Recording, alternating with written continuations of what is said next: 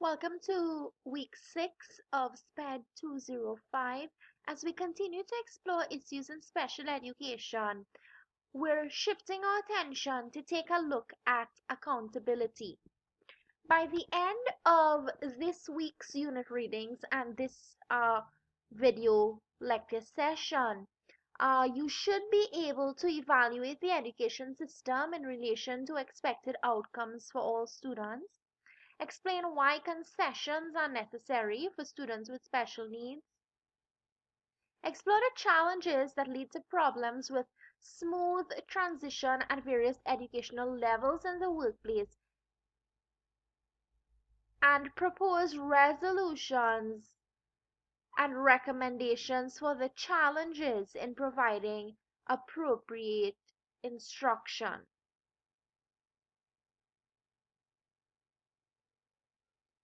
When you hear the term accountability, what do you think about?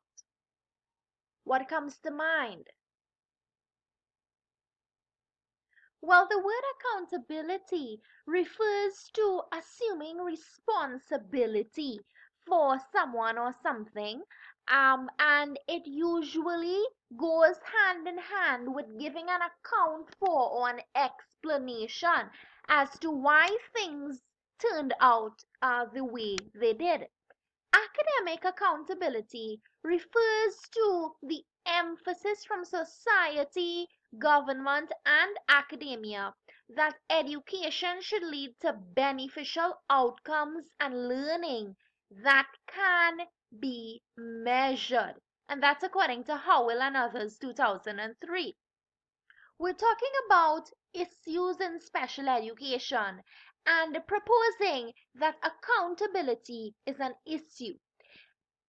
Based on the definition, you can understand that the accountability has to do with the fact that there is some sort of issue relating to beneficial outcomes and measuring those outcomes.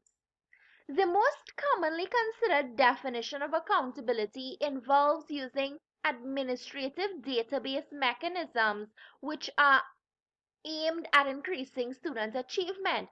For those of you who are in-service teachers, you would appreciate the fact that you are asked to do so much paperwork, and that's a part of this administrative database mechanism that we're referring to, and it's for the purpose of accountability because you're submitting all of this data in order for your Ministry of Education to be able to track what's happening at your school. Well, in terms of accountability in special education, it is extremely similar, where paperwork has to be filled out about students and their performance. Schools are also measured in terms of how well they're doing or not. They are evaluated in terms of if teachers are doing what they're supposed to be doing, if parents are providing support based on this data that is submitted, and in many cases the data is submitted based on a test, a standardized test that will be given to all students in a particular school, and by extension of that same age and grade in a particular country. In special education, accountability is supposed to flow from laws about proper procedures and legal rights. We know in the United States of America, they have the Individuals with Disabilities Education Act. They also have the No Child Left Behind policy, which speaks to the fact that all students should be accounted for.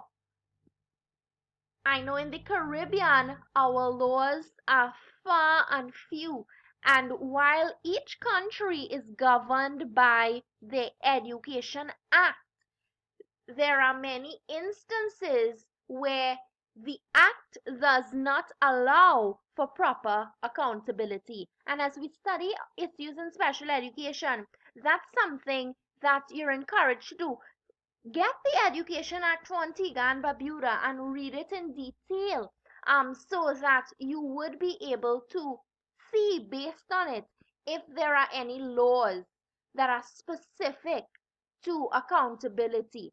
You will have another course, special education law, which will deal specifically with what is required worldwide, as well as taking a more in-depth look at the laws of Antigua and Barbuda.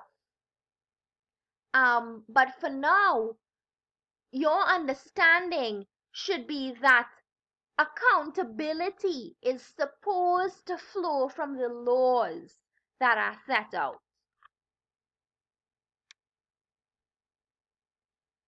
William Yeats said that education is not the filling of a pail, but it's the lighting of a fire. This suggests that just as a fire would start as a very small flame and then grow into a larger flame that spreads, in the same way through education, students are supposed to be able to bloom and be able to spread their wings. And so the outcome of education should be setting students up for success. If we are honest with ourselves, we would admit that this is not always the case. And so that's why this issue of accountability in education is so important. What are the outcomes that students are having as a result of education, and are they sufficient? Well, one of the sub-issues as it relates to accountability is the outcomes for students with disabilities. And the big question here is, what is the expectation of the schooling experience? Now, I'm not sure how many of you may have heard this debate before, but there are those who argue that teachers are just glorified babysitters, more so for students with special needs, because expectations are so low. Many persons believe that special educators don't really have an important job, given that it doesn't matter what they do during the day with students with special needs, because those students aren't expected to become anything, to have any sort of real success.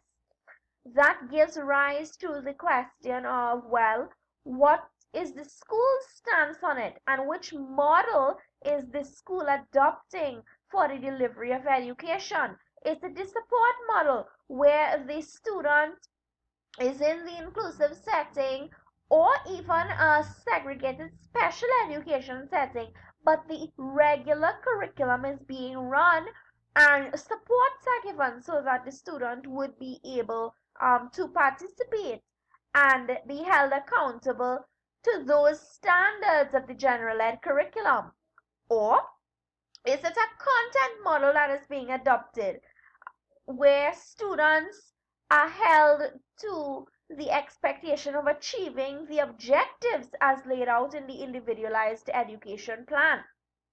Well, we are aware that depending on the severity of the disability, and depending on what really is the challenge, those things might impact on which model is adopted. However, we should be mindful that the outcomes for students should be clearly defined and that they should be measurable.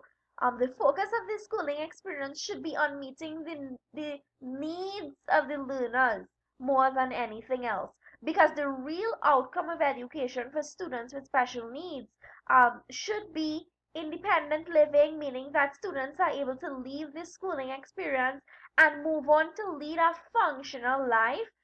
More than anything else, it's not just supposed to be that the student is exposed to a primary school experience, but post-primary and even post-secondary education should be expected, as well as employment. So the student should be prepared for the world of work after leaving school. Now, we are aware that for students with mild to moderate disabilities, these things are very, very real possibilities. And severe and profound might be dependent on the schooling. But nevertheless, those things should be clearly outlined from the very beginning. And it should not be that one person makes that decision, but that it's a team effort. Now you may ask, well, what team are you talking about? It's the same team that meets to create the objectives for the IEP. Remember, IEPs are created only when a student has a diagnosed disability, and that team sits to create objectives and decide what the long-term goal for the student is. It's that same team consisting of the parent, the special ed teacher, the general ed teacher, the school administrator, and the student where necessary or where applicable, as well as any other person or persons who would be beneficial in the planning process. So that team comes together and they decide on what the outcomes for the student would be. Another sub-issue related to accountability is the implementation of concessions. And the big question here is, should all students be held to the same conditions during assessments? Well, when we just started, we spoke about the fact that schools are held accountable for student success, and that success is usually reflected through major standardized exams. Now, some schools believe that with this type of model, they are being unfairly penalized, given that the students with special needs will not be able to perform well. Now, this relates to the outcomes that we just spoke about, because remember we said that those outcomes should be clearly defined from the start. And so,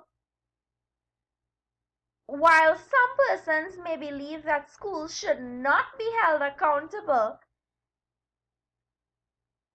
the thing is, they should, given that it was their responsibility to formally decide if the student is going to participate in the standardized testing because of the disability. Well, this word concession speaks to some sort of relief that is given to someone, and usually it's given because it's their right. Well, as it relates to examinations, when a student has a diagnosed disability, it is their right to receive accommodations and modifications because of the principle of equity. Equity meaning that the student is getting what they need in order to perform to their maximum potential. And it relates to methodological equivalence, given that if during the term, during the academic year, the student is receiving a concession in order to function in the classroom environment, then it's only right for the student to be able to receive that same concession, to be able to display those skills in the assessment that the student is sitting. Now, there are 4 different types of concessions that can be given relating to presentation, response, setting, and scheduling. Transition planning is another sub-issue, and again, it's supposed to be seamless, collaborative, and related to the IEP. This is an issue because in some schools transition planning is neglected. Because of time, this is where I leave you.